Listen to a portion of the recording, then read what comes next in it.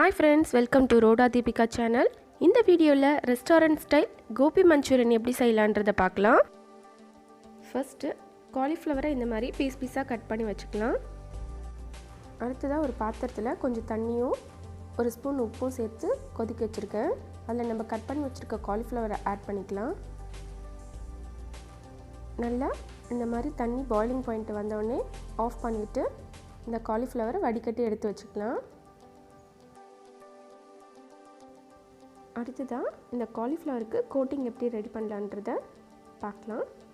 இதுக்கு 3 teaspoon கார்ன்ஃப்ளவரும் 3 teaspoon மைதா மாவும் ஒரு பவுலில் எடுத்துக்கலாம்.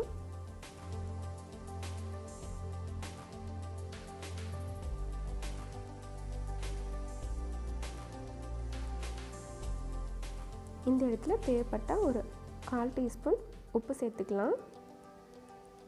இப்போ நம்ம மிக்ஸ் பண்ணி வச்சுருக்க இந்த மாவு கூட கொஞ்சமாக தண்ணி சேர்த்து கெட்டியாக பிசைஞ்சிக்கலாம். இப்போ நம்ம வடிகட்டி வச்சுருக்க காலிஃப்ளவரை இது கூட நல்லா மிக்ஸ் பண்ணலாம். இந்த மாதிரி திக் கோட்டிங்காக நம்ம ரெடி பண்ணி வச்சுக்கணும். இப்போ காலிஃப்ளவரை நம்ம ஃப்ரை பண்ணி எடுத்துக்கலாம். எண்ணெயில் போடும்போது காலிஃப்ளவரை பிரித்து போடுங்க, இல்லைன்னா ஒன்றோட ஒன்று ஒட்டிக்கும்.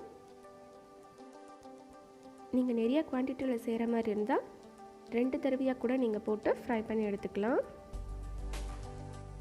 இந்த மாதிரி ஃப்ரை ஆனோடனே நீங்கள் எடுத்துட்டிங்கன்னா போதும். ஏன்னா நம்ம செகண்ட் டைம் நல்ல ஹை ஃப்ளேமில் எண்ணெயை காய வச்சு இந்த ஃப்ரை பண்ணி வச்சுருக்க காலிஃப்ளவரை திருப்பியும் நல்லா கோல்டன் ப்ரௌன் வர வரைக்கும் ஃப்ரை பண்ணி எடுத்துக்க போகிறோம். நல்லா இந்த மாதிரி கோல்டன் ப்ரௌன் கலர் வர வரைக்கும் ஃப்ரை பண்ணி எடுத்துக்கலாம். அவ்வளோதாங்க. இப்போ காலிஃப்ளவர் ரெடி ஆகிடுச்சு. அடுத்ததாக இப்போ சாஸ் எப்படி ரெடி பண்ணுறான்றத பார்க்கலாம். ஒரு வானல் எடுத்துப்போம். அதில் 3 டீஸ்பூன் எண்ணெய் எடுத்துக்கலாம். இதுக்கு எண்ணெய் அதிகமாக தான் தேவைப்படும். அடுத்ததாக பொடியாக கட் பண்ணி வச்சுருக்க 2 டீஸ்பூன் பூண்டு, 1 டீஸ்பூன் பச்சை மிளகா, பொடியாக நறுக்குன ஒரு வெங்காயம், இதெல்லாம் சேர்த்து நல்லா ஃப்ரை பண்ணிக்கலாம். அடுத்ததாக 1 டீஸ்பூன் பெப்பர் பவுடர், தேவைக்கு ஏற்றபடி சால்ட் ஆட் பண்ணிக்கலாம். இப்போ நம்ம போட்ட இன்க்ரீடியன்ட்ஸ் எல்லாமே நம்ம ஹை ஃப்ளேமில் வச்சு தான் போட்டுட்ருக்கோம். அதனால நம்ம சீக்கிரம் போட்டுட்டு நல்லா ஃப்ரை பண்ணணும். அடுத்ததாக 1 டீஸ்பூன் சோயா சாஸ்.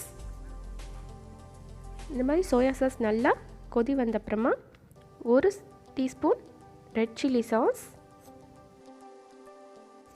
நல்லா இந்த மாதிரி மிக்ஸ் பண்ணி விட்டுக்கலாம். அடுத்ததாக 1 டீஸ்பூன் டொமேட்டோ கெச்சப் ஆட் பண்ணிக்கலாம். இப்போ எல்லா இன்க்ரீடியன்ஸையும் நல்லா மிக்ஸ் பண்ணி விட்டுட்டு இது கூட ஒரு 1/2 டம்ளர் தண்ணி ஊற்றி நல்லா கொதிக்க விடலாம். அடுத்ததாக இது கூட 1 டீஸ்பூன் கார்ன்ஃப்ளவர் மாவும் கொஞ்சமாக தண்ணியும் சேர்த்து நல்லா மிக்ஸ் பண்ணிவிட்டு இந்த சாஸ் கூட ஆட் பண்ணிக்கலாம். அப்போ தான் சாஸ் நல்லா திக்காக இருக்கும். நல்லா காலிஃப்ளவர் கூட நல்லா கோட் ஆகிறதுக்கு ஈஸியாக இருக்கும்.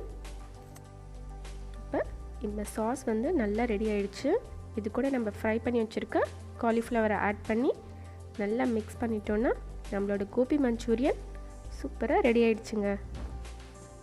இது மேலே ஸ்ப்ரிங் ஆனியன் கட் பண்ணி போட்டிங்கன்னா இன்னுமே சூப்பராக இருக்கும். தேங்க்ஸ் ஃபார் வாட்சிங்.